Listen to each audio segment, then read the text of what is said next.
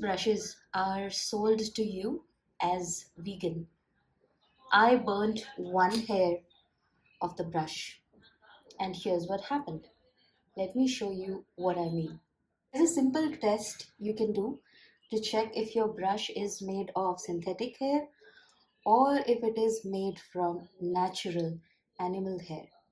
All you have to do is take one strand from the brush. Usually, brushes of this kind, which have natural hair, will have a few strands which will just come off in your hands. Let's take one strand. There, I've got them. And then you burn it. Notice you get two little blobs of black. Let's try the other brushes. So we've got this one next. Okay.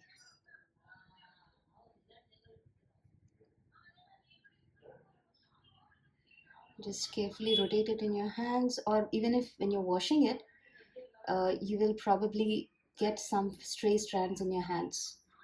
For now, all I'm doing is just rotating it in my hands to see if I can get hold. Oh, sorry, I think I was off camera for a bit.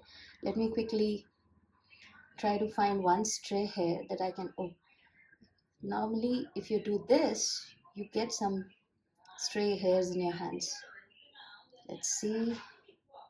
All right. Yep, got it. Here's one. Let's burn this.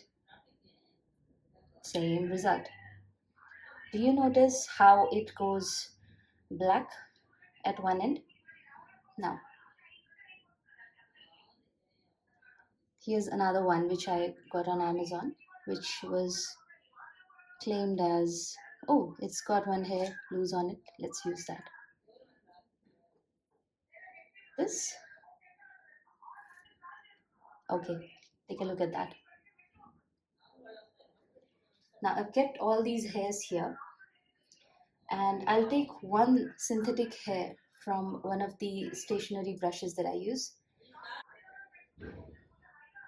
Let's still try. Now, so this is separated. What I'm going to do is I'm going to chop it off in front of you so you know. Okay, I've got the bristles. Let's try to burn them. Okay, there you go.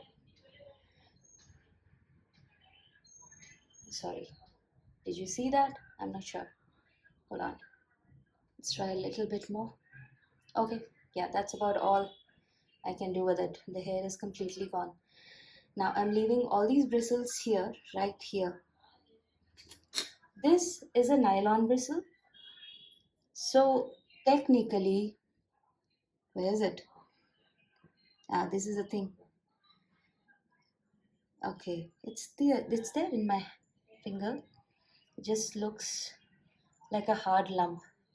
There is this little blob which got burnt, and that's still there. So that is what a synthetic hair will look like. Now, let's test for the others. Let's see what this is like. I'll just zoom in here so you can see for yourself. Ah, that is ash. So is this. And so is this. Do you see? So what I showed you here is that if it's synthetic, nylon or PBT, it melts and you'll see a hard, shiny bead. This was what I had. It's hard, it's shiny, and it doesn't lose that bead. That's because it stays plastic and it won't crush. If it's natural hair, it curls away from the flame, and what's left is a small, dark, crumbly bead like ash. You can crush it between your fingers into a powder. All of these, they got crushed every last one of them, every single time. I got these from Amazon in packets like these. Very nice looking, all seem authentic Chinese calligraphy brushes. There are even sets, so many sets of these, and all for very cheap. Now, the thing is, calligraphy brushes are made from animal hair because they can retain water differently. When we use a calligraphy brush like this one versus say a Princeton Newton one, the hair of a synthetic brush is extremely soft. You can see that how soft it is. The trick is it's always going to be completely uniform. It's machine cut. Even if it's handmade, you're not going to see the unevenness of natural hair in a synthetic brush. See,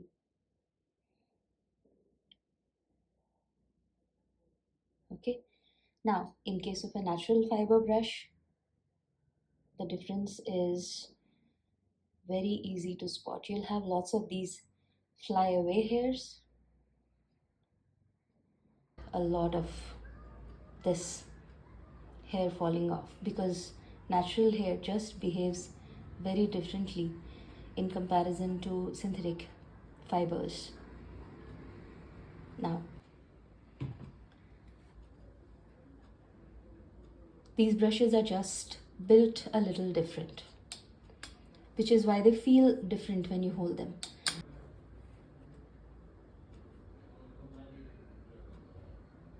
These are natural hair brushes and they are made by killing animals.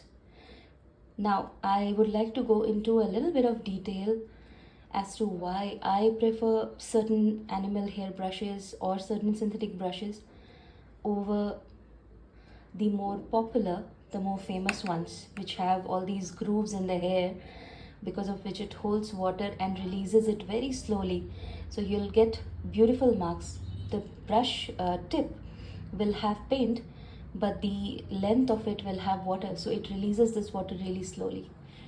That is why these brushes are special, and they also have a taper which creates this exact behavior. But let me go into a little bit of detail as to how these brushes are actually made. Now, reputed sellers claim ethical sourcing. They say it's very easy to get the hair from the animal. Some of it is just sheared off the animal, and so the animal is not killed in the process. But that's not true for all the animals, unfortunately. So that is important, how the hair is obtained and which animals actually absolutely need to be dead before the hair can be taken off them. Let me take you through that a bit. So you've probably heard it's goat hair, it's pony hair, the animal gets to live. That's actually factually correct. Goats and ponies, they are shaved. The hair is removed from the shavings, so the animal doesn't suffer from that. But when it comes to a weasel or a squirrel or a sable, this is obtained only when the animal is dead and skinned and there's no live harvest version existing. And why this matters? People say, oh, okay, the brush is made from the tail of the animal, and the tail usually only grows to a certain length. That is why you will not have brushes longer than this, tapers longer than this, because you will not find an animal generally that lives that long or is allowed to live that long if its fur is so prized. The fur is used to make coats and luxurious clothing, and the tail hair is used to make brushes. So, brush manufacturers can ethically, no, not ethically, they can argue that their sourcing is ethical, but I don't think that it's ethical because the animal was killed to obtain that fur. It would have been alive if it was not for that fur. And then, if they used the hair of the tail it's a murdered animal whose hair has been used here. And that is why I made this video, because I want people to know that what you're thinking is vegan is not completely vegan. It was obtained by killing an animal. Yes, manufacturers will call it vegan because they say, oh, the fur was not used. But you will never know. An animal was murdered and you got it in your brush. Let me also tell you about the brushes that I do use, which are extremely good and they are synthetic. But let me first also clear one little misnomer or a mistranslation of what is meant by weasel hair versus wolf hair. You see, in Chinese, there is this small confusion. Lang Hao is widely translated as wolf hair, but it is a mistranslation. Weasel hair brushes are mistakenly translated as wolf hair brushes in many English resources because Chinese doesn't clearly distinguish the terms in casual speech. And this type of brush is actually made from the hair of the weasel's tail. A wolf's hair is too coarse and stiff to use for fine brushwork. The Chinese term for weasel literally translates to yellow mouse wolf. See? Yellow mouse wolf. And brushes made with weasel hair become known as wolf hair brushes. So much so that even some suppliers mistakenly believe the hair actually comes from the wolves. So wolf hair brushes are almost always weasel. This is likely goat because it's white, but the brown ones are a dead giveaway.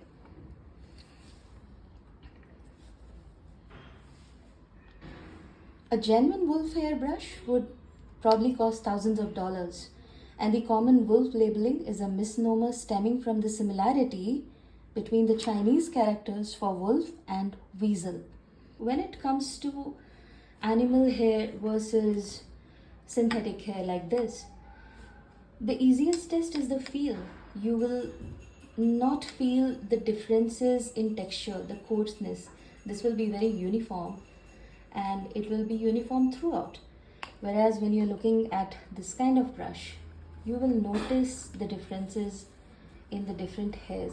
It doesn't feel like each hair is similar. I think the closest analogy or the closest thing I could tell you about is when you touch the hair of a pet, or when you are just running your hand over your pet like this, be it a dog, a cat, whatever pet. It doesn't have this kind of a synthetic feel.